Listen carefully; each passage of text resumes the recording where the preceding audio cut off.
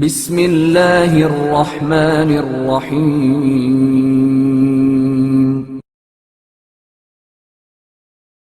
تیز رو مسافر۔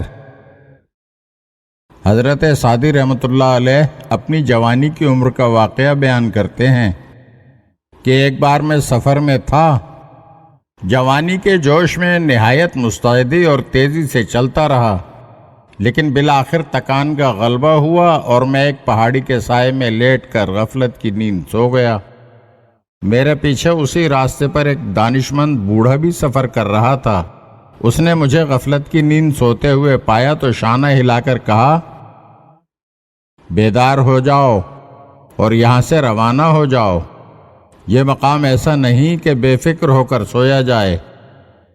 میں نے کہا، کیوں کر چلوں، مجھ پر تو سخت تھکاوٹ طاری ہے، 2 دن کا سفر 1 دن میں طے کرتا ہوا یہاں پہنچا ہوں۔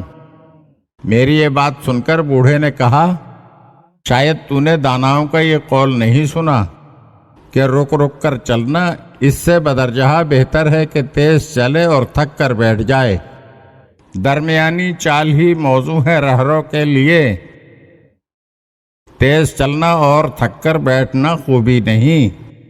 اسپِ تازی تیز چل کر جلد ہوتا ہے نڈھال، درمیانی چال چل کر اونٹ تھکتا ہے کہیں۔ اس حکایت میں حضرت سعدی نے میانہ روی کی برکتوں کی طرف اشارہ کیا ہے۔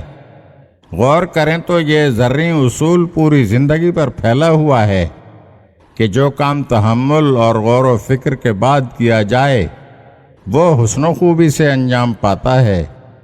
جوش سے مغلوب ہو کر عمل کیا جائے تو بہترین صلاحیتیں بھی ضائع ہو جاتی ہیں۔